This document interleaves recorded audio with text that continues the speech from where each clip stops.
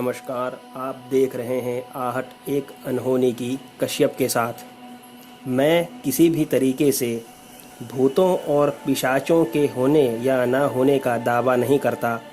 ये तो अपनी अपनी सोच और अनुभव पर निर्भर करता है। ऐसे कई किस्से हैं जो लोगों के साथ घटित हुए और उन्हीं के अनुभव या कहें कि उन्हीं के जहन में दबे रह गए।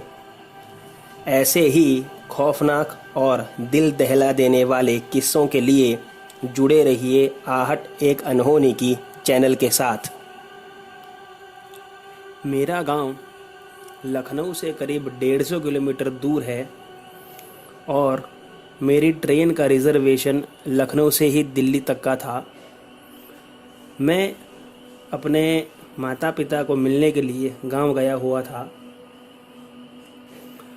गांव से जल्दी अगर ना निकलें तो लखनऊ जाने के लिए साधन जल्दी मिलता नहीं। वैसे तो ट्रेनें काफ़ी हैं, लेकिन उन ट्रेनों में भी जल्दी रिज़र्वेशन नहीं मिलता लखनऊ पहुंचने के लिए।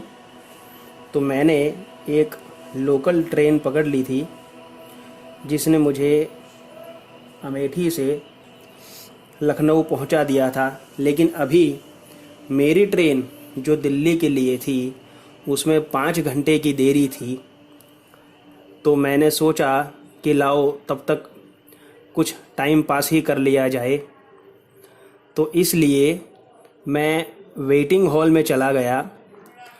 वेटिंग हॉल में जाने के बाद मुझे लगा कि ऐसे तो बैठे बैठे 5 घंटे गुजरने नहीं हैं, तो लाओ कोई किताब ही ख़रीद ली जाए। तो मैंने सिडनी शेल्डन की बुक खरीदी और एक चाय ले ली और साथ में इंस्टेंट भेल का पैकेट लेकर के मैं वेटिंग हॉल में बैठ गया और अपनी किताब पढ़ने लगा। किताब मुझे काफ़ी इंटरेस्टिंग लगी तो उसे पढ़ने में मैं मशगूल हो गया। लेकिन किताब पढ़ते पढ़ते अचानक कब मुझे नींद लग गई ये मुझे ही नहीं पता चला। जब थोड़ी देर बाद मेरी आँख खुली तो मैंने अपनी घड़ी में देखा, तब मेरी ट्रेन को आने में अभी भी 2 घंटे की देरी थी और वेटिंग रूम पूरा खाली था। बस बगल वाली एक बेंच पर एक लड़का बैठा था जो कि करीब 26-27 साल की उम्र का रहा होगा। वो मेरे तरफ देख करके हंसा तो मैंने भी थोड़ा सा मुस्कुरा दिया। वो कानों में हेडफोन लगाए कोई गाने सुन रहा होगा और मैं फिर से अपनी किताब पढ़ने में मशगूल हो गया। थोड़ी देर बाद वो लड़का सामने से मेरे पास आया और उसने मुझे कहा कि मैं यहाँ पर घूमने के लिए आया था लखनऊ और अभी मैं वापस जाने वाला हूँ अपने घर। उस लड़के ने बताया कि उसका नाम शोभित अवस्थी है और वो अपने माता पिता की एकलौती संतान है और वो एक कंपनी में मार्केटिंग एग्जीक्यूटिव की नौकरी करता है। मैंने भी अपने बारे में उसे कुछ इन्फॉर्मेशन दी और हम दोनों ऐसे ही बातें कर रहे थे। बातें करते करते आधा पौना घंटा और निकल गया।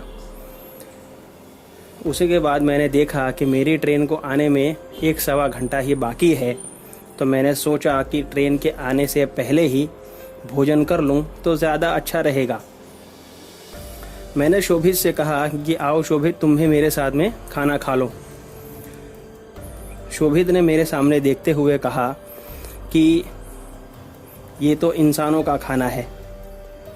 तो मैंने उससे कहा कि तो तुम इंसान नहीं हो क्या? उसने मुझे कोई जवाब नहीं दिया और ना ही उसके चेहरे पर कोई एक्सप्रेशन था। मैंने उससे दोबारा पूछा कि आओ भोजन कर लो। उसने कहा कि मैंने कहा ना, मैं ये भोजन नहीं करता हूँ। मुझे थोड़ी चिढ़ चढ़ गई तो मैंने उसे दोबारा नहीं पूछा और मैंने अपना भोजन संपन्न करके मैं हाथ धोने के लिए चला गया। जब मैं हाथ धोकर वापस आया तब शोभित अपनी जगह पर नहीं था। सिर्फ एक न्यूज़पेपर रखा हुआ था जो वो पढ़ रहा था। थोड़ी देर तक और वो नहीं आया तो उसका न्यूज़पेपर मैंने उठा लिया और सोचा कि लाओ थोड़ा न्यूज़पेपर ही पढ़ लिया जाए आज का। 2-3 पन्ने मैंने पलटे होंगे कि अचानक मेरी नज़र एक न्यूज़ पर ठहर गई और मैं थोड़ा डर और सहम भी गया, क्योंकि उस न्यूज़ में शोभित का फ़ोटो था और वो एक रेल दुर्घटना के बारे में था, जिसमें लिखा था कि शोभित अवस्थी और उसका आई कार्ड रखा हुआ था कंपनी का, और उसका फ़ोटो था कि ये 3 दिन पहले रेल दुर्घटना में मारा गया है। मैं कुछ समझ ही नहीं पा रहा था कि मैं इतनी देर तक क्या एक आत्मा से बात कर रहा था और वो आत्मा मेरे पास आखिर क्यों आई थी। तभी मैंने देखा कि उसके मरने के न्यूज़ के नीचे ही शोभित अवस्थी करके नीचे मोबाइल नंबर लिखा हुआ था, जिसमें लिखा था कि मेरे घर पर फ़ोन कर दो। मैं असमंजस में पड़ गया कि क्या ये आत्मा मेरे पास इसलिए आई थी कि वो चाहती थी कि मैं उसकी मृत्यु की दुर्घटना उसके माता पिता को सुनाऊं। तो दोस्तों, ये थी आज की कहानी जो हमारे सब्सक्राइबर ने भेजी थी, जो इनके साथ में घटी हुई एक सच्ची घटना है।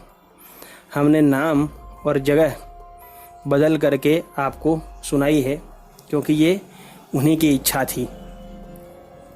तो कैसी लगी आपको आज की कहानी, ये हमें कमेंट बॉक्स में ज़रूर लिख के बताइएगा।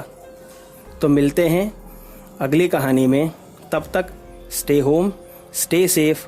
Thank you.